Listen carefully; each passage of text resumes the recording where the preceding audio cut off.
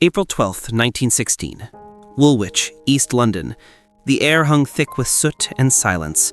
A horse-drawn cart rolled past rows of shuttered shops, its iron wheels clattering over cobblestones still damp from the morning rain. From the distance came the steady thump of machinery, an industrial heartbeat that never stopped, even through the night.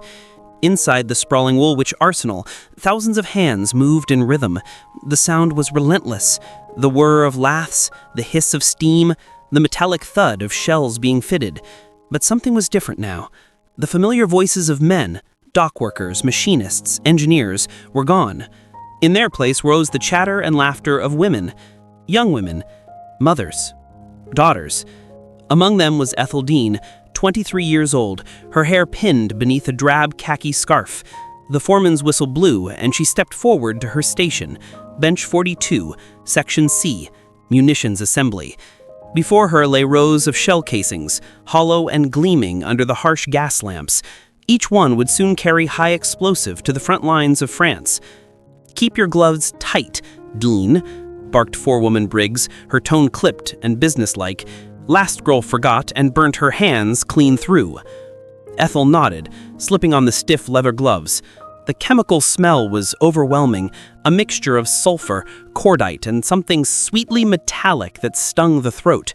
She had been here for 6 weeks now, long enough to see the strange transformation in the faces around her, the yellow tint of their skin, the pale hair turning ginger at the roots, the mark of the TNT they handled every day.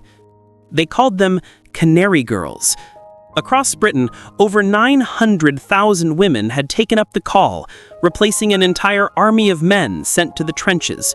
They filled the factories at Woolwich, Gretna, Leeds, and Birmingham, each one producing millions of shells a week. Every clang, every spark was a reminder that the war was being fought not just in the mud of Flanders, but here, in the heart of Britain's industrial cities. The floor trembled as a rail trolley passed, carrying completed shells to the loading yard. Ethel's hands moved faster, her fingers tracing the edge of a casing before screwing in the brass fuse cap. She worked without speaking. There was no room for mistakes. The wrong movement, the wrong pressure, and the entire line could vanish in a flash of light and fire. Outside, rain began to fall again, thin, cold drops tapping on the tin roof. Somewhere beyond the gray clouds, the guns of the Western Front thundered like distant storms. And though Ethel couldn't see them, she knew the shells she built would soon answer that call. When the whistle finally blew for the end of shift, the women filed out through the gatehouse, laughing and coughing, their overalls streaked with yellow dust. Ethel caught her reflection in a window pane, her face pale and strange under the gaslights. She looked older, harder, a ghost of herself. But when she reached the street and saw a group of boys marching past in uniform, she straightened her back. They were heading for the front. She was already fighting her own battle here. Inside the arsenal, the machines roared on through the night. May 1916, Gretna, Scotland.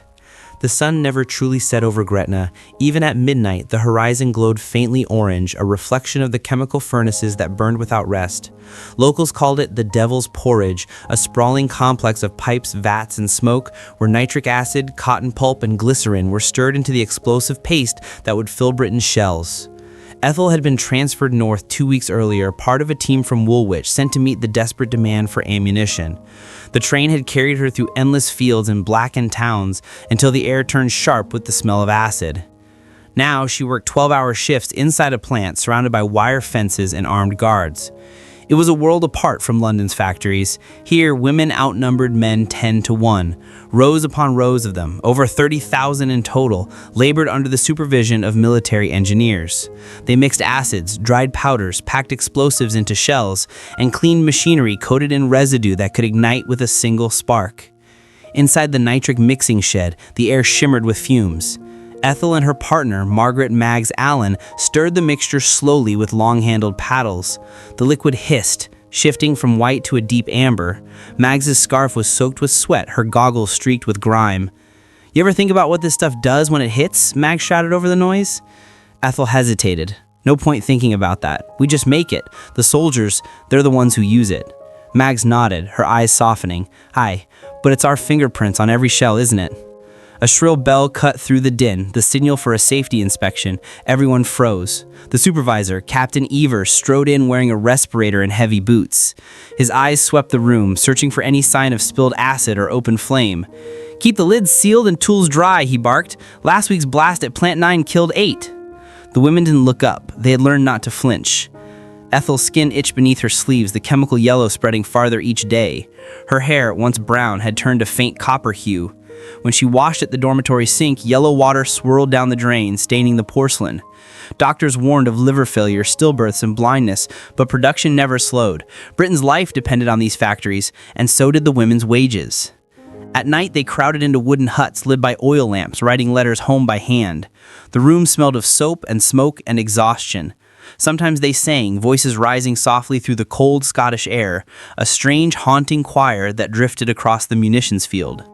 On one particularly bitter evening, Ethel stood by the fence, staring toward the hills where the night sky pulsed with the light of furnaces. She thought of her brother somewhere near Ypres, perhaps firing a shell she had packed herself. For a moment, she imagined him hearing the whistle of artillery, never knowing whose hands had built the weapon. Then she whispered into the wind, "I hope you're safe, Will."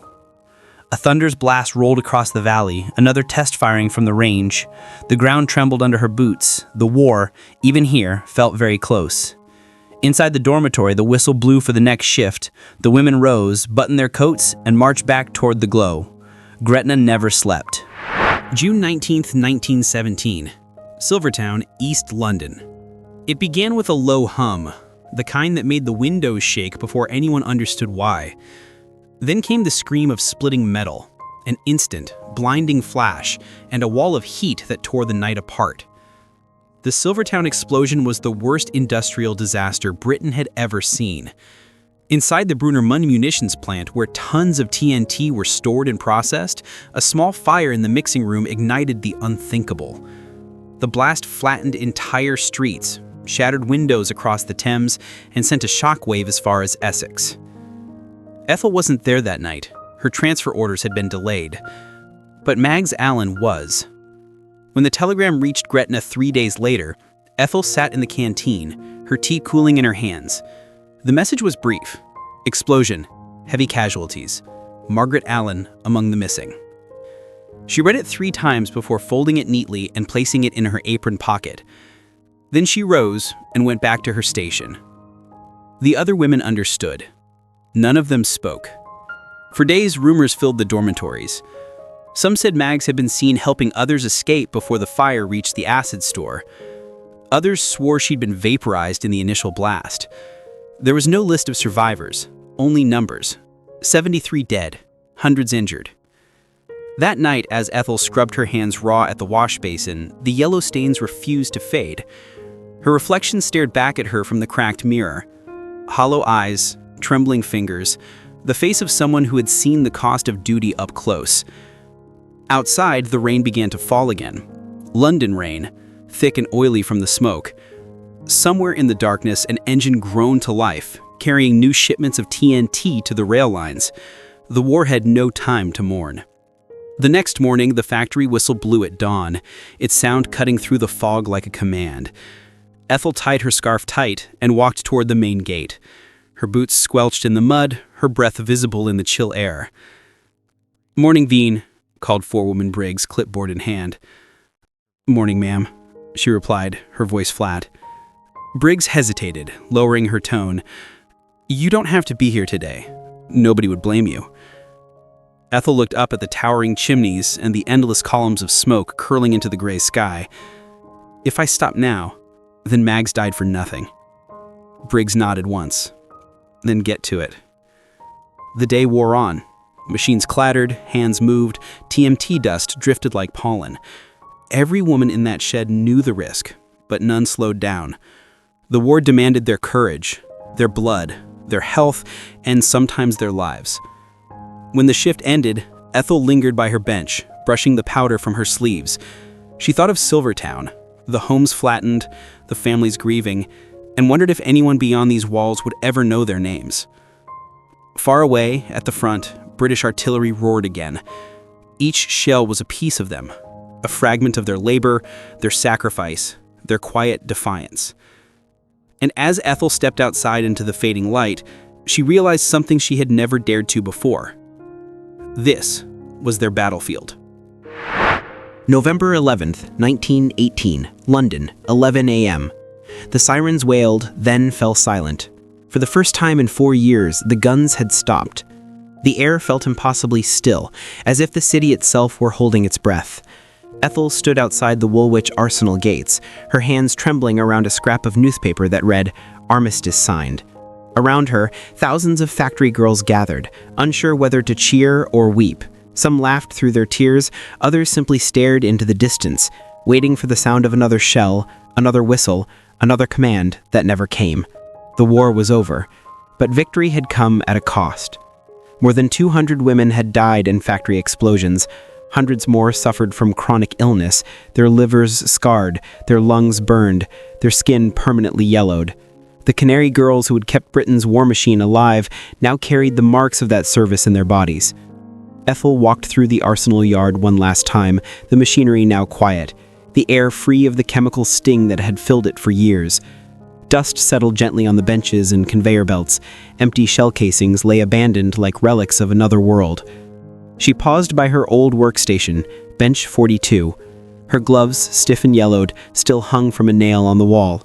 She reached out and touched them, remembering Mag's laughter, Briggs's sharp voice, the long nights under the factory lights. A group of women nearby began to sing softly, "Keep the Home Fires Burning." The melody floated over the empty factory floor, fragile and beautiful. For a moment, Ethel closed her eyes and listened. Later that afternoon, the women marched together into the streets. Their uniforms were stained and faded, their hands rough from years of acid and steel, but they walked tall. Crowds gathered to watch them, cheering, clapping, calling them heroes. For the first time, the women of Britain's war factories were seen not as replacements, but as warriors in their own right.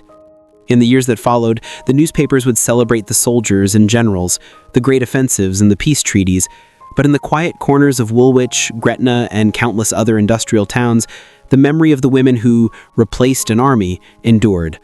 They had fought a different kind of battle, one waged not with rifles, but with courage and endurance, hour after hour, day after day. Ethel returned home to her family in Southwark. Her brother, Will, had survived the war, though his eyes carried the same haunted look as hers. When he asked what it was like, she simply said, "We did what we had to."